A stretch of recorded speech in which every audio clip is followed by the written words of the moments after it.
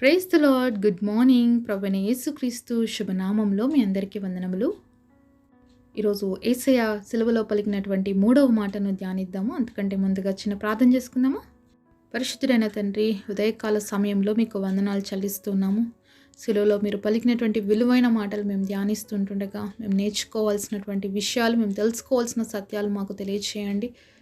మేమందరం విని ఆ మాటలు గ్రహించుకొని మా జీవితాల్ని మార్చుకునే కృపనివ్వమని యేసునామంలో ప్రార్థిస్తున్నాము తండ్రి. ఆమేన్. యేసయ్య సిలువలో పలికినటువంటి 3వ మాట.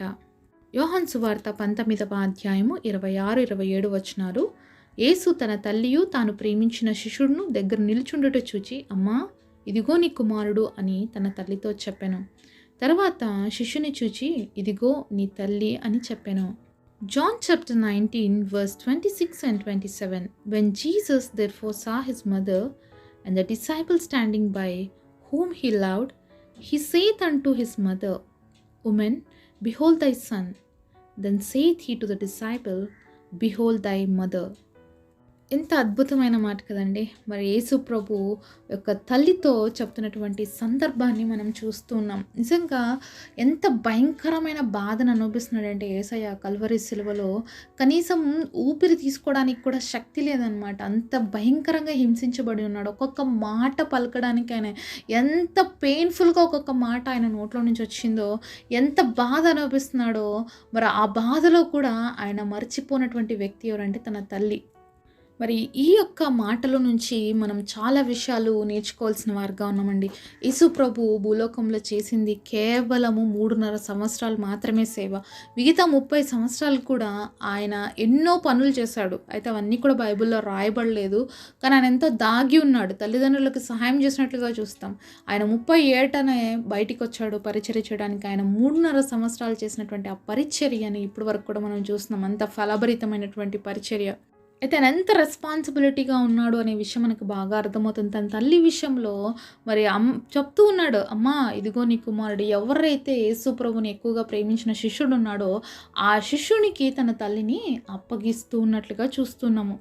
అంటే తన ఒక పెద్ద కుమారుడుగా, అంతేకాకుండా ఒక తల్లి పట్ల బాధ్యత కలిగినటువంటి కుమారుడుగా ఇక్కడ చూస్తున్నాం యేసయ్యని. ఆయన దేవాది దేవుడు, కానీ మానవ శరీరంలో ఉన్నాడు. మానవుడుగా ఆయనకు జన్మనిచ్చిన తల్లిని ఆయన చూసినప్పుడు ఆయన ఆ యొక్క బాధ్యతను విస్మరించలేదు, కానీ ఆ బాధ్యతను తన యొక్క ప్రియ శిష్యుడైనటువంటి యోహానికి అప్పగించాడు. మరి యేసు ప్రభు పుట్టినప్పుడే మరి 8వ రోజు సున్నతి చేయించడానికి దేవుడి సన్నిధి తీసుకెళ్ళినప్పుడు అక్కడ సిమియోను అనేటువంటి యాజకుడు చెప్పిన మాట, అమ్మ, నీ యొక్క గుండెలో నుంచి కత్తి దూసుకుపోతుంది అని. అంటే ఈ పరిస్థితి ఒక తల్లిగా అక్కడ మరియ నిలబడి చూడడము అనేది ఎంతో బాధ కలిగించిన విషయం. అయినప్పటికీ మరియకి తెలుసు దేవుడు ఒక గొప్ప ఉద్దేశంతో భూలోకంలో జన్మించాడని. కాబట్టి ఆమె ఓర్చుకుంది, ఆ బాధనంతా చూస్తూ భరిస్తుంది. ఎంతో భయంకరమైనటువంటి శ్రమను యేసయ్య అనుభవించాడు. శరీరం అంతా కూడా దున్నబడింది. ఎక్కడ చూసినా రక్తమే, ఎక్కడ చూసినా గాయాలే. అక్కడ ఒక్కొక్క మాట పలకడం ఎంతో కష్టమైంది. తన కుమారుడు మాట్లాడుతున్నప్పుడు ఆ తల్లి ఎలా చూస్తూ ఉందో, ఆ బాధనంతా కూడా దిగమింగుకొని మరి వింటా ఉంది తన కుమారుడు చెప్పినప్పుడు. అయితే అలాంటి పరిస్థితిలో ఎంత గొప్ప బాధ్యత కలిగినటువంటి దేవుడుగా తన తల్లిని ఆ యొక్క శిష్యుడికి అప్పగించాడు. ఎంతో నమ్మకంగా ఉన్నటువంటి శిష్యుడికి, యేసయ్యను ప్రేమించేటువంటి శిష్యుడికి అప్పగించాడు. కాబట్టి ఈరోజు మనకి దేవుడు గుర్తు చేసిన మాట ఏంటంటే, మన తల్లిదండ్రుల పట్ల మనం ఎంత బాధ్యత కలిగి ఉన్నామో. ఆయన దైవ కుమారుడు, దేవుడు అయినప్పటికీ కూడా ఈ లోకానుసారముగా మరి ఆయన ఈ లోకంలో జన్మించాడు. కాబట్టి ఒక తల్లిగా ఆయనకున్నటువంటి రెస్పాన్సిబిలిటీని మరి ఆ యొక్క సిలువలో ఉన్నప్పుడు కూడా విడిచిపెట్టలేదు, అలాగే మర్చిపోలేదు. తన తల్లిని ఇంకొకరికి బాధ్యతను అప్పగిస్తూ వచ్చాడు. ఈరోజు మన తల్లిదండ్రుల పట్ల మనం ఎంత బాధ్యతగా వ్యవహరిస్తున్నామండి. ఈరోజు అన్నిటికంటే కూడా అనాథాశ్రమాలు, వీటన్నిటికంటే కూడా ఎక్కువ శాతం వృద్ధాశ్రమాలు పెరిగిపోయాయి. ఎక్కడ చూసినా తల్లిదండ్రులను తీసుకుపోయి వృద్ధాశ్రమాలలో వేసేస్తున్నారు. ఎంత బాధ కదా, ఎంత దుఃఖకరమైనటువంటి పరిస్థితులు చూస్తూ ఉన్నాము. ఈరోజు సొంత తల్లిదండ్రులు ఎన్నో త్యాగాలు చేసి బిడ్డల్ని ఎంత ప్రేమించి, ఎంత గొప్పవాళ్ళు కావాలని వాళ్ళ చదువుల కోసం ఎంతో ప్రయాసపడి చదివిస్తే మరి బాగా ఒక మంచి స్థితికి వచ్చిన తర్వాత బిడ్డలు తీసుకెళ్ళి వృద్ధాశ్రమాల్లో వేసేస్తున్నారు. ఈరోజు ఎవరైనా అలాంటి మనస్తత్వం మీరు కలిగి ఉంటే దయచేసి యేసయ్యను చూడండి. మరి ఆయన దేవుని కుమారుడు, ఆయన దేవుడైనప్పటికీ కూడా మరి లోకంలో తనకి జన్మనిచ్చినటువంటి తల్లి పట్ల ఎంత బాధ్యత కలిగి ఉన్నాడు అనేది మనం యేసయ్యను చూసి నేర్చుకోవాలండి. మరి నేను దేవుణ్ణి కదా, నాకెందుకులే మరి ఇదొక ప్రామిస్ ఫుల్ఫిల్ అవ్వడానికే కదా అని అనుకుని ఆమెను అలా వదిలేలేదండి. ఈవెన్ మరి యేసయ్యకి ఇంకా మరి నార్మల్‌గా జన్మించినటువంటి ఇద్దరు తమ్ముళ్ళున్నారు. మరి అయినప్పటికీ కూడా ఆ బాధ్యతను అప్పగిస్తున్నాడు అంటే ఒకసారి ఆలోచించాలి. ఆయన ఎంత గొప్ప ప్రేమామయుడు. ఎందుకంటే యేసుప్రభు ఒక మాట అన్నాడు, తల్లి మరిచినా మరి ఎవరు మరిచినా నేనెప్పుడు మర్చిపోను అన్నాడు. అంత ప్రేమామయుడు. కాబట్టి తన తల్లిని అంత మంచి శిష్యుడి చేతికి అప్పగించాడు. అంతేకాకుండా శిష్యుడి వైపు కూడా చూసి మరి ఆయన చెప్తున్న మాట, ఇదిగో నీ తల్లి అని. ఎంత గొప్ప మాట కదండీ! శిష్యుడికి కూడా రెస్పాన్సిబిలిటీని అప్పగిస్తూ చెప్తున్నాడు. తల్లికే చెప్పలేదమ్మా ఇదిగో నీ కుమారుడని. ఆ శిష్యుడికి కూడా గుర్తు చేస్తే, ఇదిగో నా తల్లిని నీకు తల్లిగా ఇస్తున్నాను. ఆ రెస్పాన్సిబిలిటీ నువ్వు తీసుకో అని చెప్పేసి ఆయన చివరి మాటగా అక్కడ ఆ శిష్యుడితో మాట్లాడుతూ ఉన్నాడు. మనమైతే ఇలా యాక్సెప్ట్ చేస్తామా? మరి ఎంతమంది ఈరోజు సొంత తల్లిదండ్రులనే చూసుకోవడం కష్టమైపోయి వృద్ధాశ్రమాల్లో వేస్తుంటే ఇంకా ఫ్రెండ్ తల్లినో లేకపోతే ఇంకెవరినన్నా చూసుకోమంటే చూసుకుంటారా? అలాంటి పరిస్థితులే లేనటువంటి రోజుల్లో ఉన్నామండి మనం.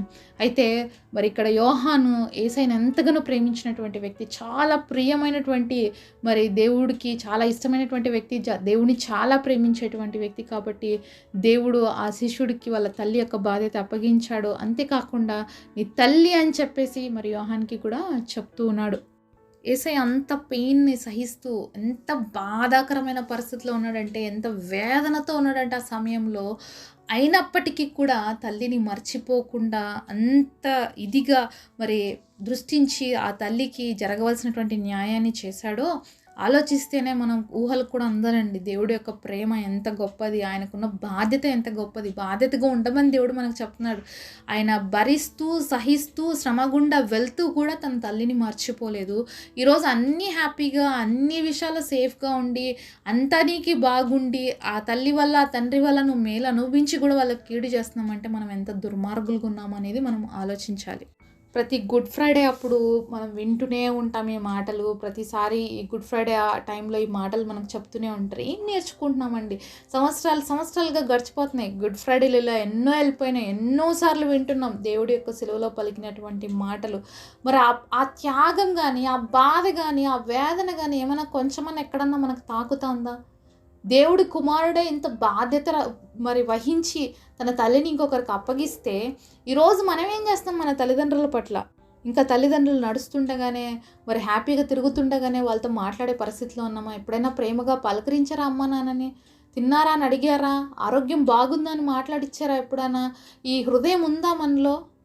లేకపోతే నేను బిజీ, నాకు మాట్లాడే టైం లేదులే, నేను అడిగేంత స్థితిలో నేను లేనులే, నాదే నాకు ఎక్కువ ఉంది అని అలా అనుకుంటూ వెళ్ళిపోతున్నారా? ఒకవేళ మన అమ్మ నాన్న కూడా చిన్నప్పుడు వాళ్ళు కూడా అంతే కదా, జాబ్స్ చేసిన వాళ్ళే.